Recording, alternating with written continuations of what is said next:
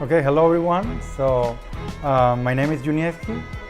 Last time one of my classes was about Rook endgames, and there were some Rook endgames left. I picked some of the, I would say, most interesting ones.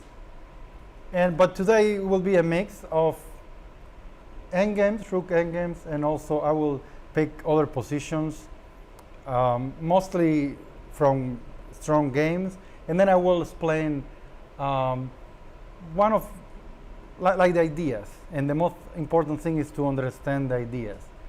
So this is a this is a basic Rook endgame. This is white to move. What we last time we said that if the Rook is here and you can start checking the king and it's in the long side, then you can make a draw. But in this case, well, the Rook is on b2. The only difference is that the king is too close. It is very close to the pawn. So any thought of how can white win this endgame? So it is a winning position for white, but there is only one plan that wins.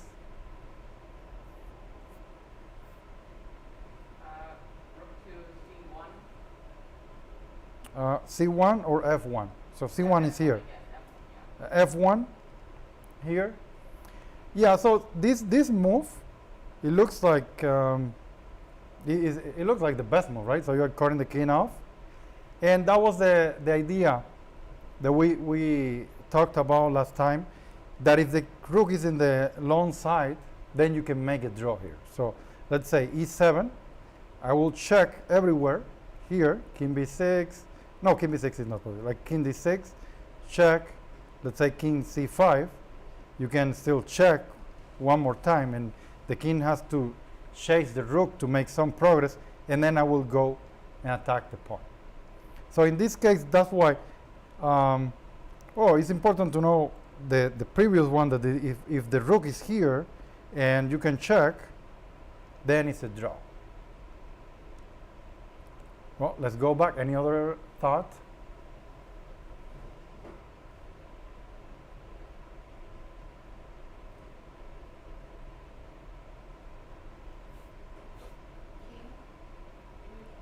King to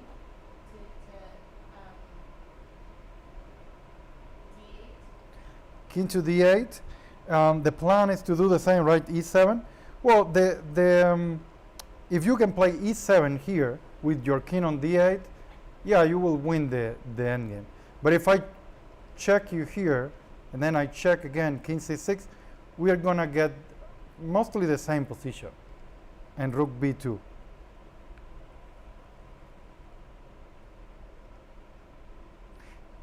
And in this one,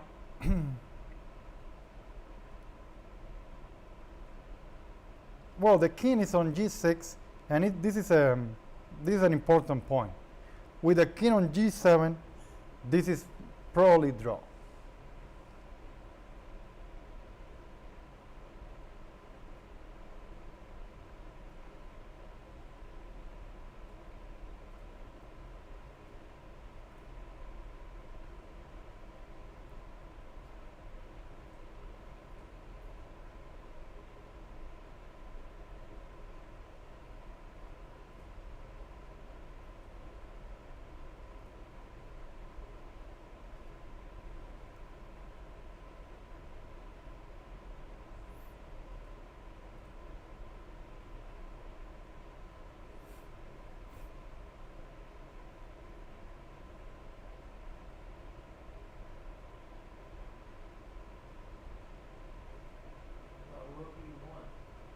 And what's the idea?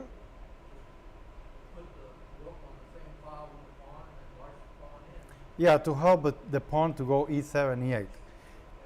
Yeah. That's the move, Rook e1.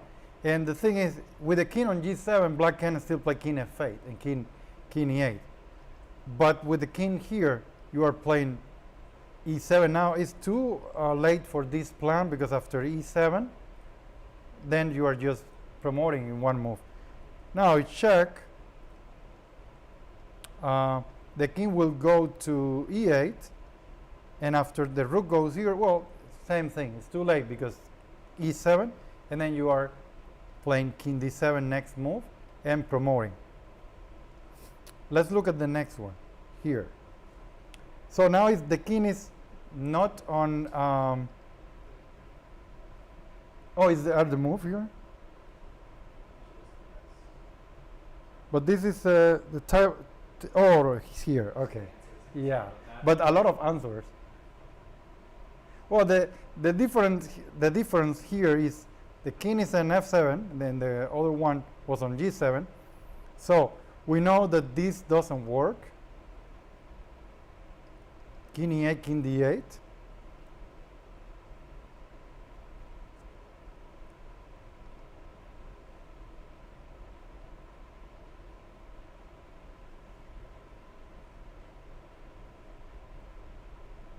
Then what works? Yeah, now rook e2, because the big difference is that now only 3 files, right? So rook e2 and check.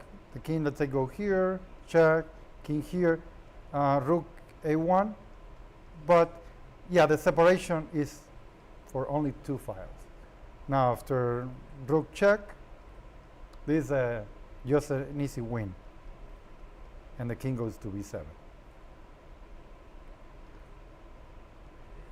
Now this one, this is a very interesting one. So here I think it's black to move. Yeah, it is black to move. So looks like white could be winning in this endgame. Let me flip the board. Let's see if I can flip the board. Yeah.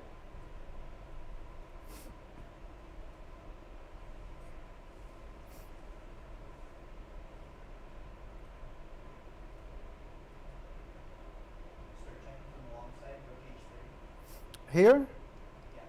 Well, you have to be careful because if I go king b4 and c5, then I could win the game.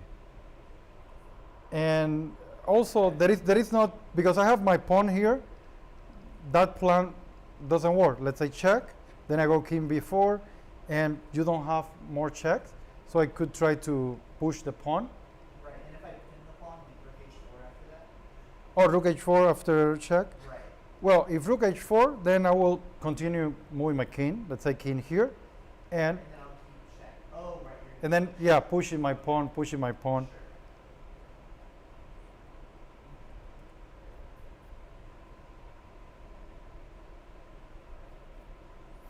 Sure. Another thing that I didn't mention today, but I mentioned the last time that I showed like rook endgames, is that those are the endgames that you have to memorize. Some of them, okay, you don't need to know all type of rook endgames, but those you have to memorize the right procedure. Otherwise, it's almost impossible to find the best move in our game.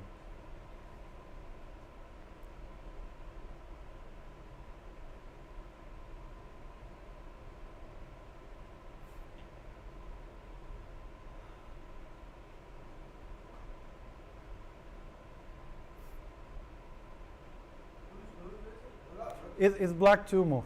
Yeah? D8, because the pawn endgame is drawn. But if I take, Yeah, takes, king b4, king b4, king c8. king c8. That's the point. You have to go to c8 for the opposition. Right. Yeah, that's the only way to. Well, black could.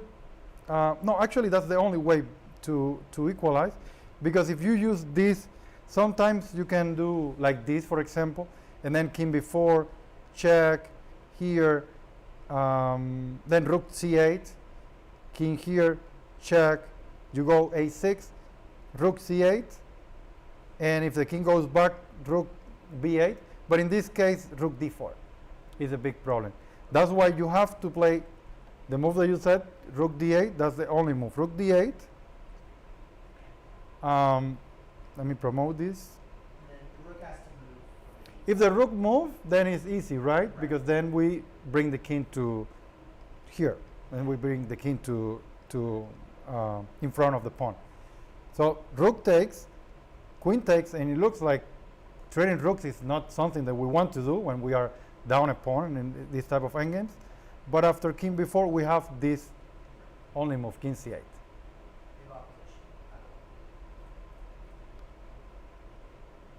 Yeah, king c8, and then the draw. King b5, king b7. And white doesn't have a way to make progress. The only is c5, and that's already the draw. So here the stalemate. Okay, number 4. Now the thing is, we don't have rook d8 in this one. And if we go king e7, then there is the plan of king b4.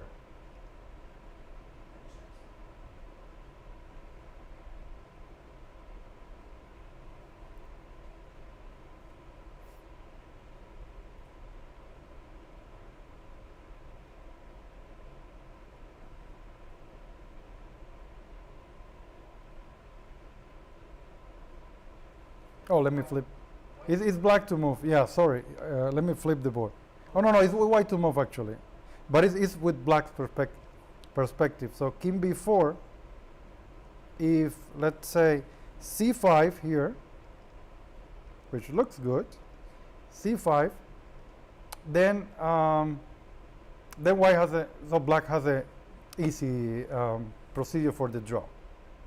So c5. Now, well, which one? I would say rook h4. Yeah, rook h4. Then it looks like, I mean, it looks good, but c6. Right. I'm gonna wait till it gets to c7, and then I'll play like, well, let me think actually. So I wanted to force the king and pawn after the king can defend the pawn. H4 is So rook here, like this way, with rook c8 or king c4 then. yeah, king c4, and then the king is. Right.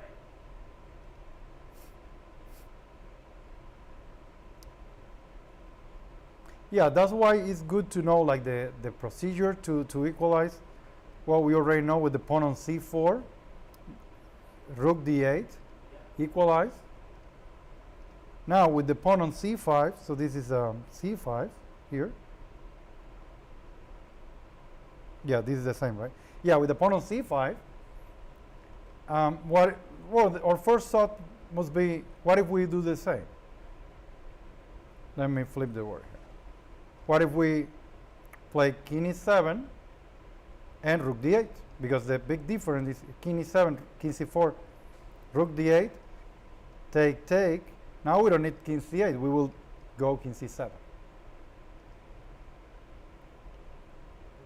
And that's the trick. But what if king b4?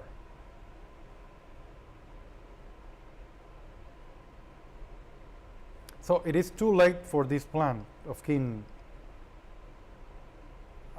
e7.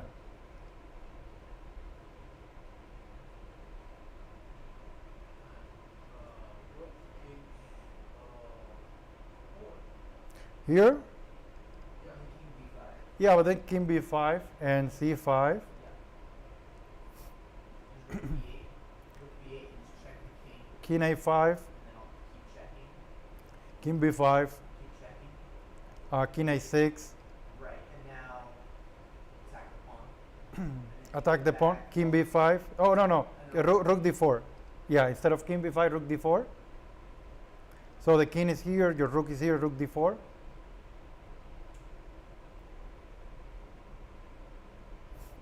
Then rook c5? No. Yeah, king b6 Yeah. and then c5.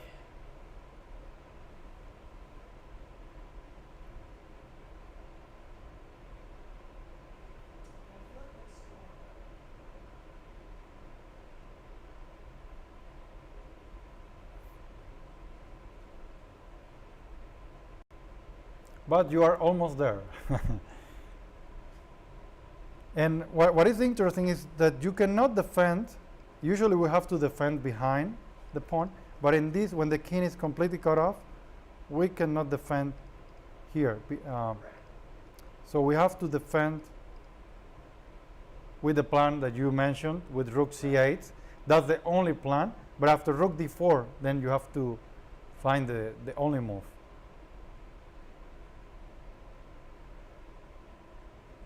D4, Which one? King D4. Or is king e5? King e5? King e5, rook h4. King e5. That if rook h4, you just go here, d6. Oh. So if rook d5, then you go back. That's the plan. That's the only plan. Check, here, check, here, check. King a6, then you go and attack the pawn. Well, if rook c1, then you just go here, right? Yeah. So if king b5, I continue with the checks. And if rook d4, that's the point of the king here. With the king on g7, this is lost. Because rook d4, then king b7, king b6, and c5. But king e5. Here, king e6. So the most important here is to know this plan with, well, if c5, for example, or the pawn is here, the king e7, rook d8, that plan, the idea of going for a pawn endgame, which is a draw, or the plan that you can defend this with this rook c8, giving checks, and then the king e5. Well, let's jump for the next one. Yeah, this one is a little bit easier. So only the separation is 3 files, and the king is completely cut off. So the only way for white to make progress is what's the only way for white to make progress here? Then you can get the rook to b8. Yes, that's the only way, right? So the rook must be on b8. So you can, the only way is here, here, and b8. Yeah. So but the king will go c7. So here, c7, rook b8, and then the thing is you can just place the rook here, and this is an easy draw. Check and check. Didn't Black have just gave the rook for the rook and not lost anything? Oh, sorry. In the first game, No. You go up. okay, Back up. here. King, yes. Now then trade your rook out. Oh no, I'm promoting queen. So Oh, okay. yeah, I'm promoting queen here because it's white. It's in the white side now. Yeah, and then you just keep the king here. These two squares. The rook here is just to avoid the check. Well, what about this one? Now the question is, can you do the same plan?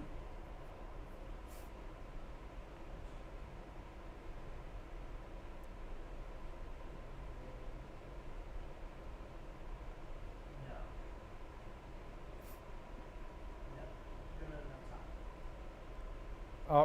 We have to move our rook from b1.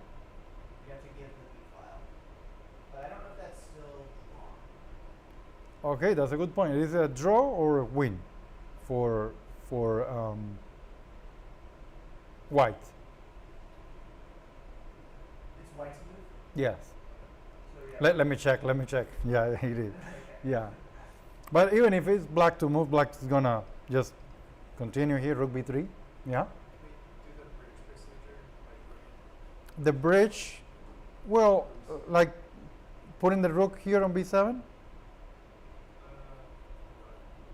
because the bridge is with the when the pawn is. So we saw the bridge last time. The bridge is with the pawn on. So yeah, it doesn't work with when it's a rook pawn.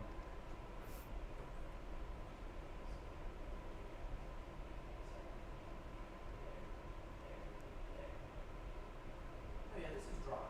So rook h2, This is a draw. So here, rook h2, king e7, rook h8, king b7, rook b8, rook c1, and rook b7, rook c7, and then the king is stalemate. well, in your line, even in this rook c7, so you here's king b8. king b8. So you have a couple mistakes in your line. So Yeah. rook b8, rook c8, rook b7, rook c8 loses because of king b8. Yeah. But if I play king c8, it's a draw. Yeah.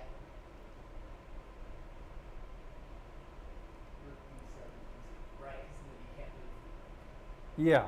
So who else thinks it's a draw? I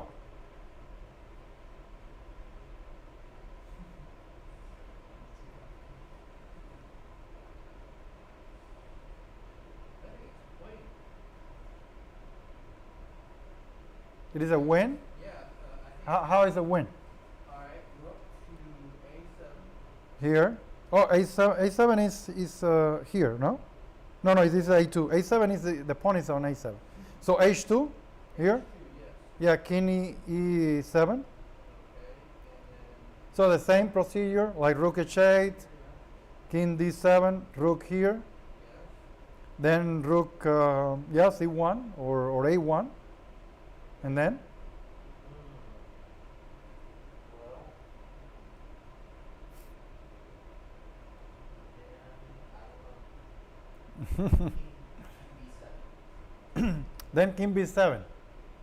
And if I check you, then Yeah. king. If I check after king b7, then you will go to. I'm going to C6. No, you can't. The king. I have my king on d7. Oh yeah, it has to be A6. So a6. I check you again. Then you go to.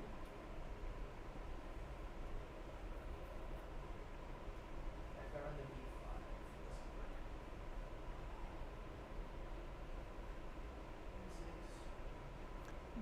B5, b6, right? So you have to. Rook B6, yeah, B6, Rook B1, and then trying to find a move. Oh, King C5 then. And that's a win. Yeah, because now I'm just. So it's a win. It's a winning endgame, right? Right. Well, but black can defend with the king on d6. So instead of playing king d7, so you do the same. You can do rook h2 or rook c2, rook here. But instead of going king d7, I will go king d6. Sure. Now the thing is, and let's calculate it without moving the pieces, which I know is more difficult, but is how chess works. So after king b7, so let me do this here, rook here, king d6, rook here, rook a1, king b7 check. Now you cannot do the same, because if king a6 check, king b6 check, and then you cannot go to Right. c5. I guess I run to C8. You have to go to c8, And and that's the trick here. King c8 check, Rook D8, king d8, Rook H1, yeah, King E8. but king e8 check, king And f7 King F7. check, and I take the pawn. Alright, your king's on D6, it's not D6. Yeah, the king is on d6. Okay. So, Rook H1 after King E8. Yeah, rook h1, the king is on d8. My rook is on D6.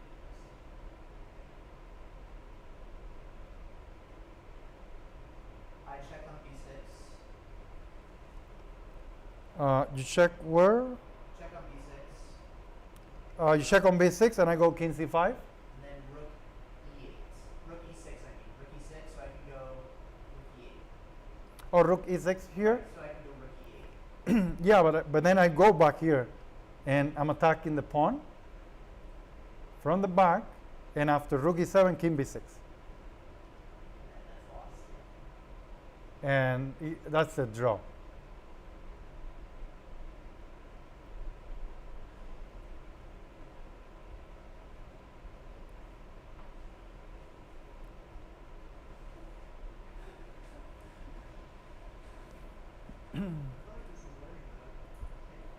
But the game, I mean, the end game is a win for white.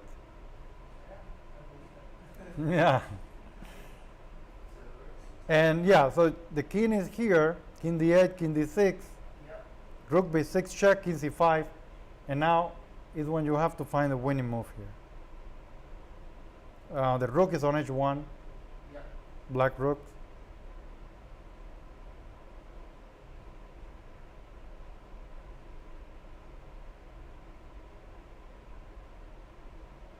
Okay, Rook E8.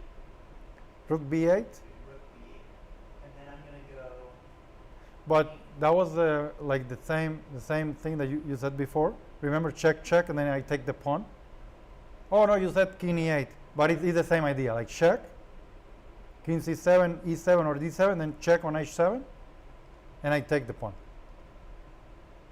Yeah, this is the point. So I was trying to skewer, trying to get your king and rook on the same let's move the pieces now. Yeah. So this is the an endgame that we have to memorize. So the king d6, because if king d7, this is easier, right? Yeah. Here, king b7, here, then your move wins, here, and king c5. Yeah. But now if we bring the king to d6, D6. rook b8, then you do the same, king b7, check, check, king d8, and rook h1. I'm threatening mate. Yeah.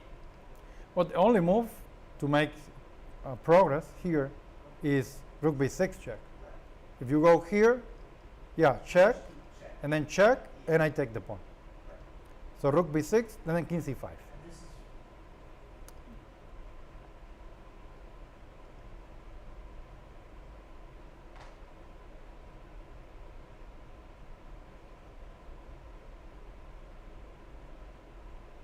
queen f1.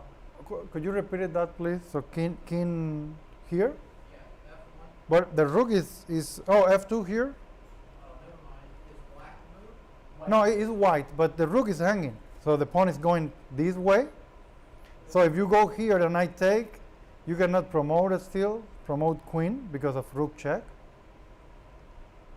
And if you try to protect the rook, then I will do the same, check you here, then I take the rook. And rook is checked. So there is only one winning move.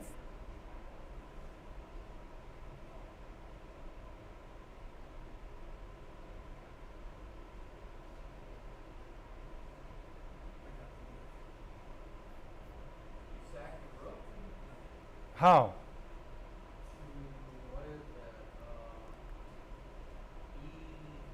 E3? Here? No, C6. C6. Right, and then I'm promoting with check. Yeah, that's the move. Rook c6, check. That's the only winning move. If king takes, Then I'm then you promote with check. And actually taking the rook. And if king here, well, just rook c8 and then you are promoting. Next move. If rook check, you don't go here, you go c7, then check, and king here. Yeah, this is a very tricky one, but this is definitely one of the endgames that you have to memorize, because this type of endgames is this one is a frequent one. Well, here this is black to move. How can black defend this endgame? Yeah. King D7 or D2 or king over. Here. Yes. Yes. So that's the only way to hold this endgame. So king g7, because even if the king goes here, then you will continue checking, and once the king moves and it's not protecting the pawn, then rook a1 again, attacking the pawn. And this is a dead draw. Well, now, so I picked some interesting games here. Now we're gonna move on to a middle game. And basically one of the things that I want to point it out here is that this is what we want to learn from like Grandmaster games. Let's say here is, I picked a couple examples, and the idea is to try to understand the move. So here is white to move. This was a famous game, Capablanca against Lasker. And then, so the other reason that I picked these games is that then you're gonna see how like Kramnik played a very similar idea, and how he learned from Capablanca, and not only Capablanca, like Fischer, and his predecessors. So it's white to move here.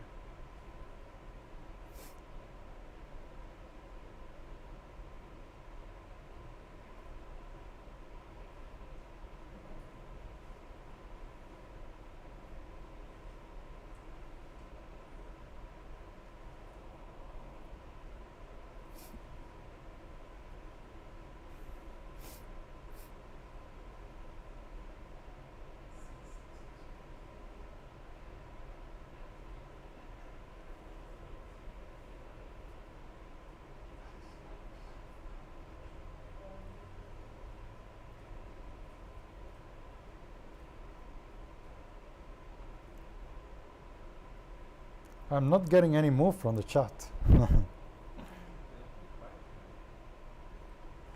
No, some people are commenting, but they are not saying any move.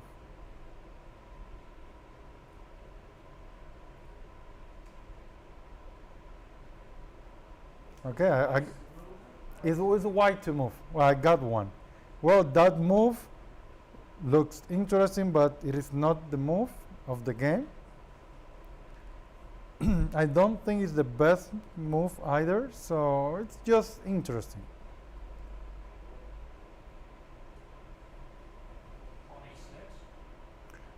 Pawn A6? Yeah. So what's your idea? Well, I was just thinking you could support a knight attack, because even if he takes On B7? Yeah, pawn A6 to... and then you support, even if he takes, you can take the rook and gain material. Well, yeah, that's true. So this is, let's talk about this move. Looks interesting, right? So A6, you are kind of, you can exploit this weak square with your knight. But the thing that you have to like consider when you are in the middle game and in a position like that is, okay, A6 and knight B7. So what can I get with my knight on B7? And then it looks like you want to keep your knight on D6, right? And that's why A6 is possible. I don't think it's a mistake, but white has better moves than A6. It is mostly because, okay, you have a very strong knight on D6. Why would I want to just put it on B7? Huh? Yeah, you are threatening the queen. I will play queen E7 after that, and then my rook will go probably to C8.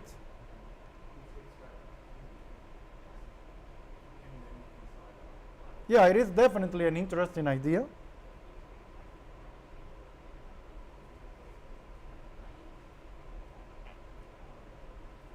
about just rook E1? And I'm going to play he takes F6 and expose the attack on E6. Okay, that's an interesting move, and one of the reasons that I picked this game, it was the first time that I saw this position, it really surprised me the move that Capablanca did. I would probably have played rook E1, and I also checked it with the computer, and rook E1 is as good as the move that Capablanca played. But rook E1 is good too. Now I will give you the yeah. I mean, I'm just guessing, but B5. B5. Well, let's talk first about the idea of B5. So what's your idea with B5? Let's say B5, I will probably take, or even C5 could be possible, but let's say I take. And then maybe, Rook takes C7. yeah, and then maybe bring the bishop in to B5. If rook takes C7, I will take with knight, and if you still can take with knight, but you don't want to trade off too many pieces, right, in this position. But yes, B5, Bishop, and he just take your bishop in the attack. and yes, Capablanca used that plan later, before the move, and well, I will say the move, and then we will talk about the move. And if someone wants to talk about the move, because that's basically what I did when I was analyzing the games. I kind of started talking with myself and trying to understand the move. And what Capablanca did was knight takes E8.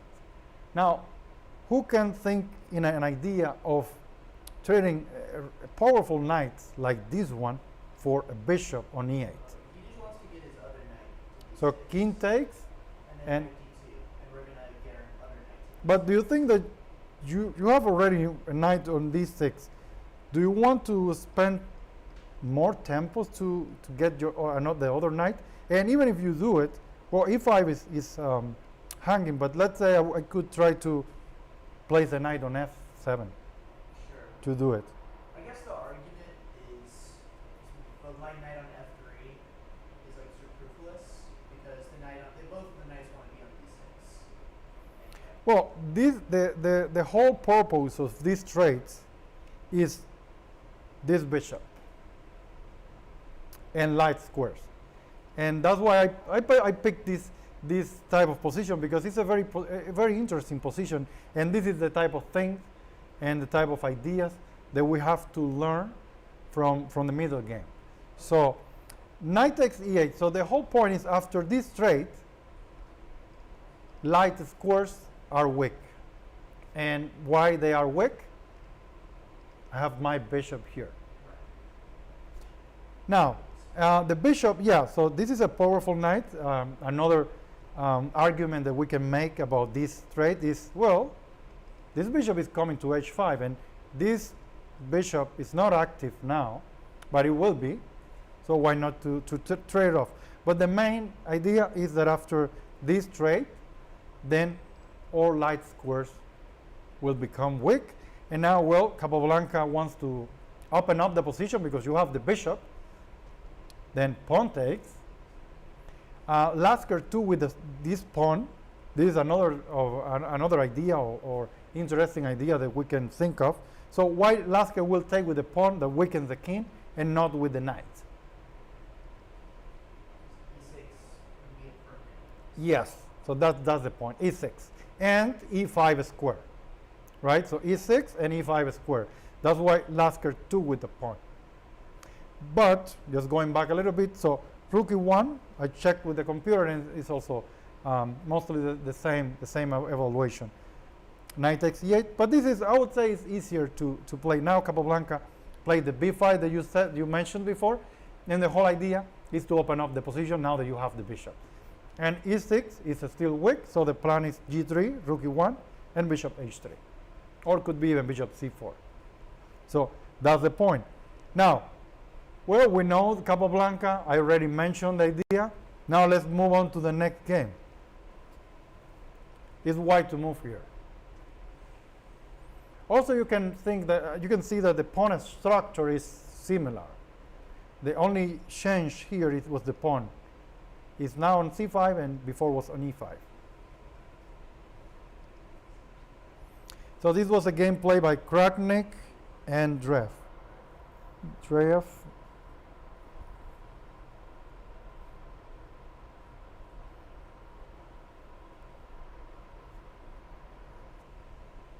Yeah, Avinash found the move 98. Yeah, good job.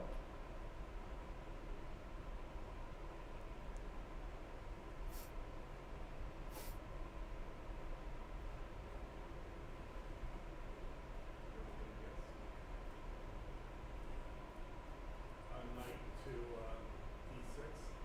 And if I go knight f8, so you're, if I take, you take, queen takes, bishop h7, and my dark squares will be weak, and also my king side. So knight d6, knight f8, and I'm taking your knight.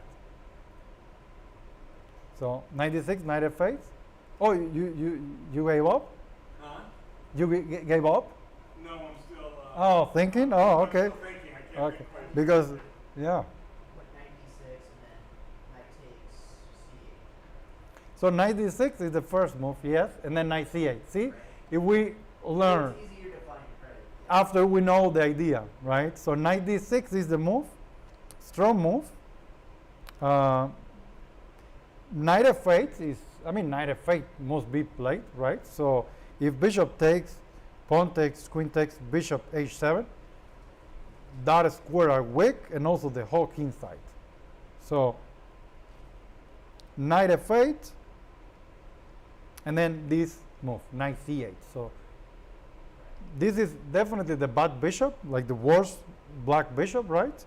But after this bishop, after this trade was the change.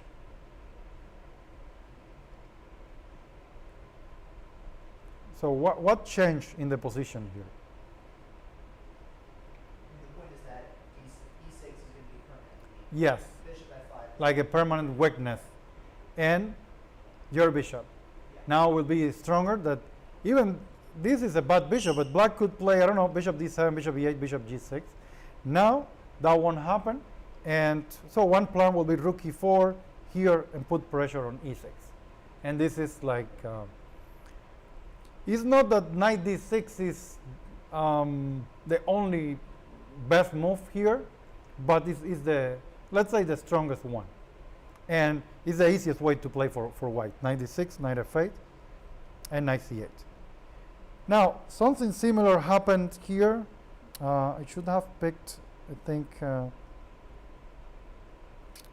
let me pick this one first.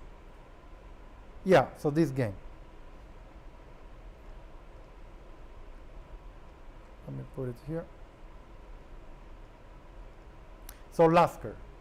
This is a famous game. I don't know if someone knows the game. Lasker against Capablanca. So it's white to move here.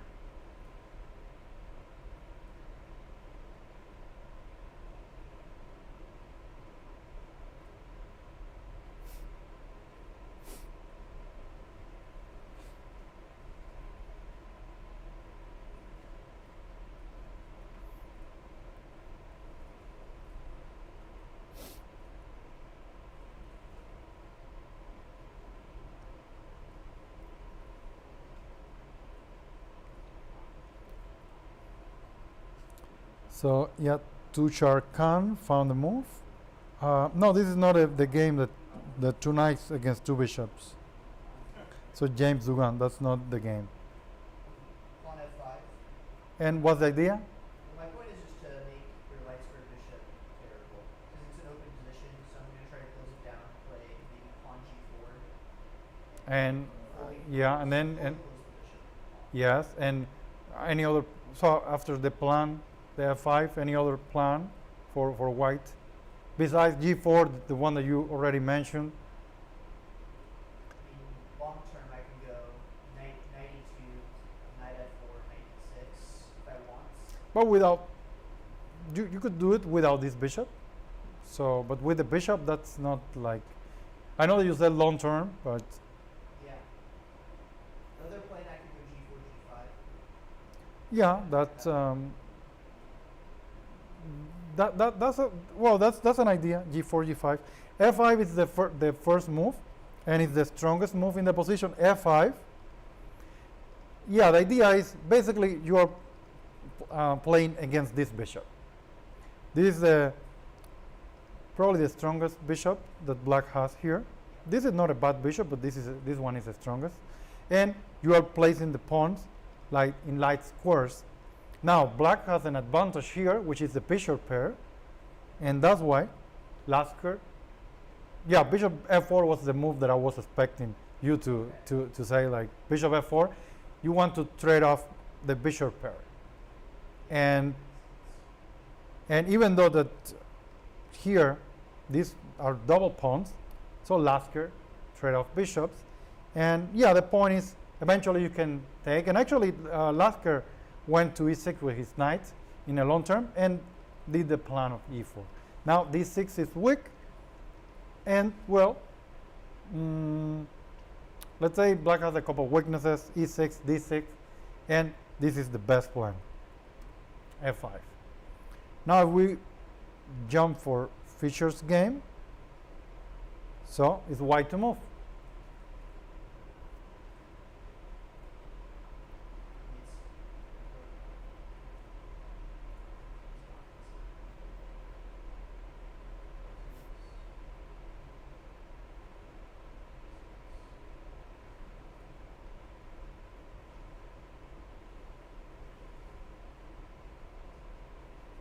Same plan, right?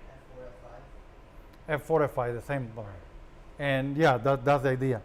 and that's why that's how we like learn from the middle game about knowing this type of plan. So f4 and then f5. Let's say this was a Ruy Lopez, the exchange variation, and well, you have to study this pawn structure and the plans if you, let's say, you want to play that variation. So f4 and then f5 with the same plan with bishop f4, trading bishops here. If black trades this strong bishop for the knight, well, then I could play e5 later with my rook here, and white will get a very strong initiative here. That happened in the game, and white is better. Then, well, the plan will be mostly like the same in the other one. Or you can try to push e5 too, here. Now, let's go back to funny. This is not middle game. This is just like, this happened in a game played by Capablanca and Lasker, a blitz game. So, White's move. yes, yes.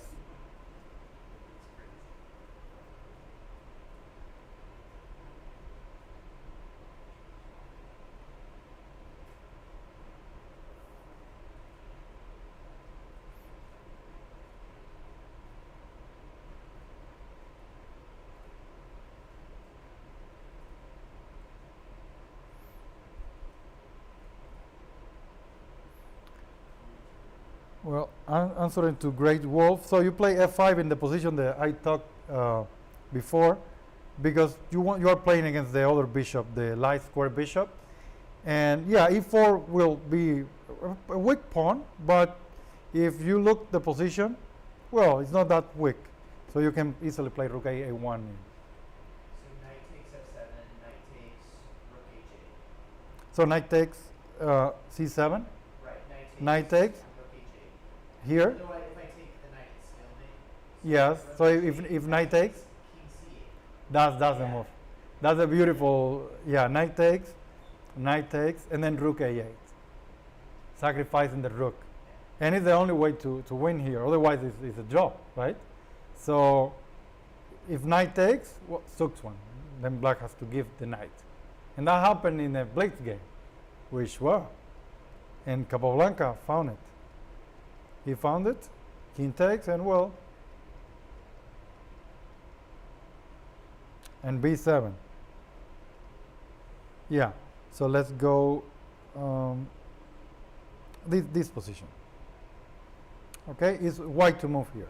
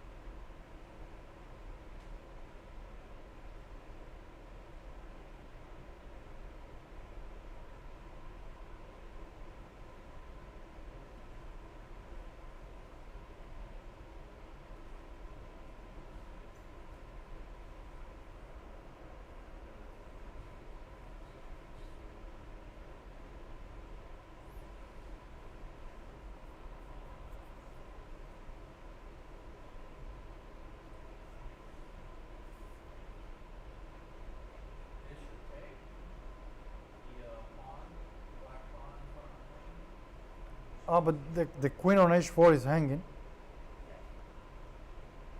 So here, I was thinking the up tempo here. Back. hmm, My bad.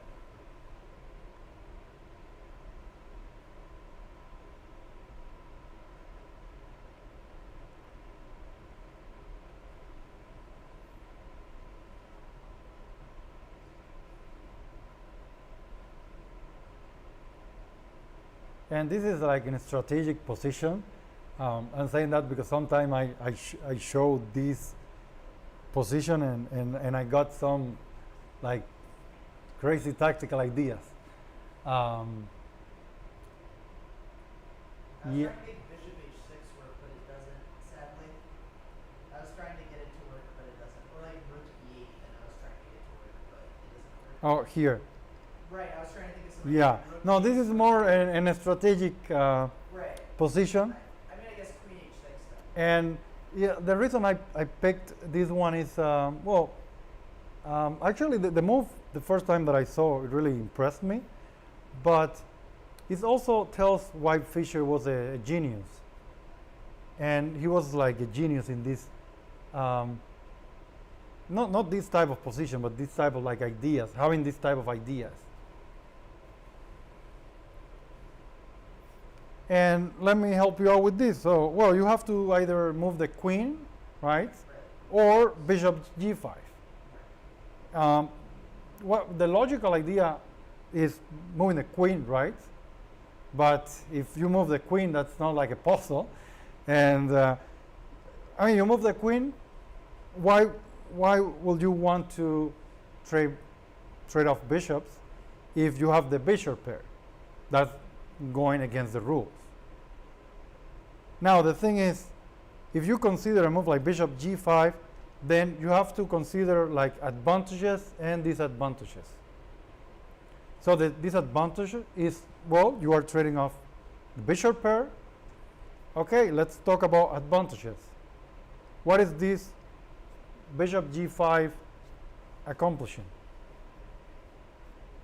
Well, the trade-off black biggest defender of the dark squares. Yeah, that's one of the points. So with bishop g5 here, then black has to take.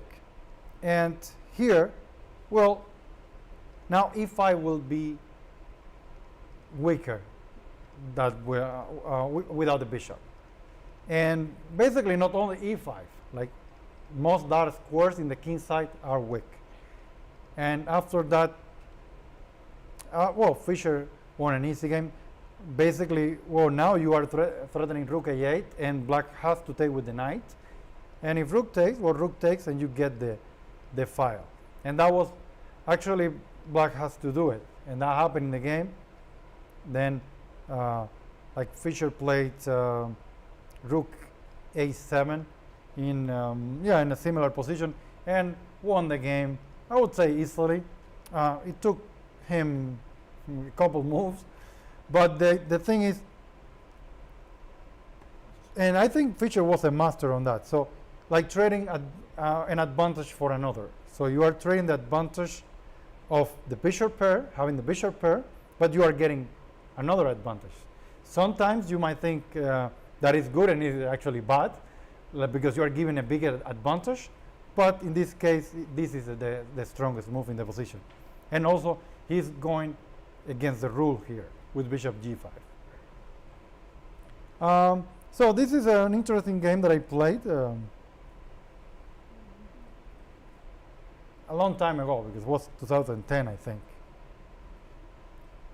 It's white to move here.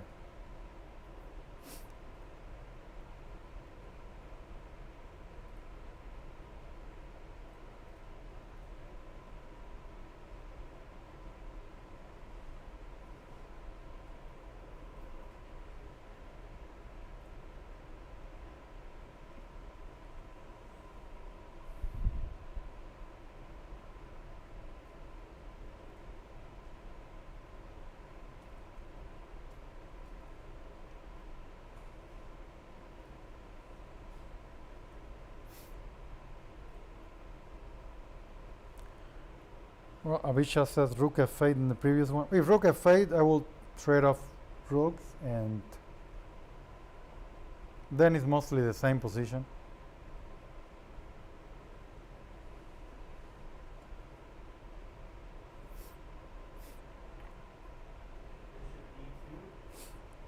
Bishop D2. Bishop d2, queen takes d4. Bishop D2. Yeah, d2, queen takes d4. Okay. Um,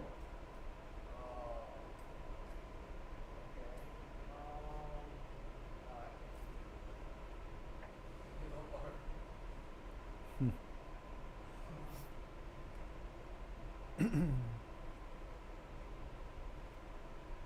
Yeah, Rook to a6. a3, right? Yeah, a3, but then bishop takes rook. or you should. There is a bishop on f8, yeah. bishop A3, and after bishop takes rook E3. That, and why would you want to trade off the I'm trying to bishop? figure out the order. If I want to play rook E3 first. Well, that's easy. The rook on a1 is hanging, right? Right. So bishop a3 first. A3, bishop Yeah. takes rook E3. Yeah, that's the move. Bishop a3, that's the strongest move. Bishop takes rook e3, and why would I want to trade off the bishops? It's his best piece by far. This battles for bishop is terrible. Yeah, and then it weakens too much the dark squares. So that's the point. Rook e3, and then I take the bishop. And well, I won the game easily after that. And basically, after the game, I checked it with the computer, and I have almost +2 in this position already. His last move was queen takes c3, but even without taking, I will play bishop a3 anyway. So, and what about this one? I'm playing black here. Okay, yeah, Abisha said bishop a3 too. But Abisha, yeah, but Abisha sacrificed the rook. So bishop a3, bishop takes, rook takes, queen h5, g6, queen h6. No, I think that's too much given a rook, a full rook, and the queen can go to e7.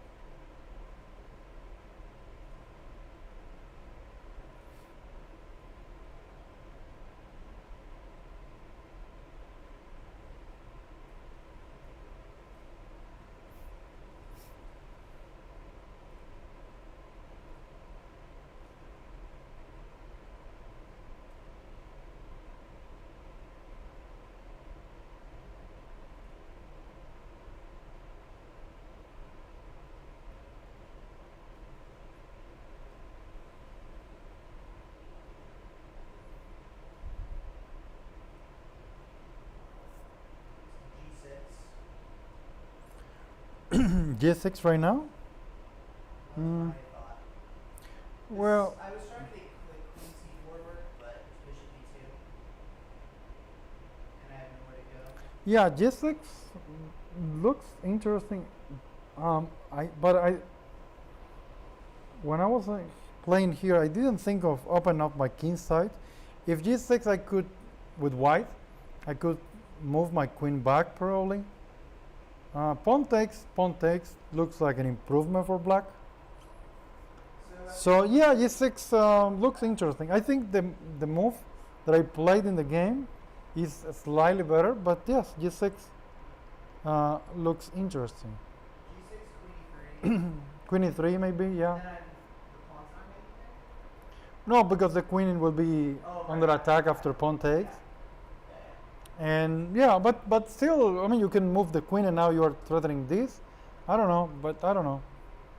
Right. There is a easy way to I just thought trading and then like bishop d8 seemed like, but maybe that's right. Like it's queen takes b6, bishop takes, bishop d8, and bishop like e3, and then right, bishop a5. yeah, it looks good for black, right?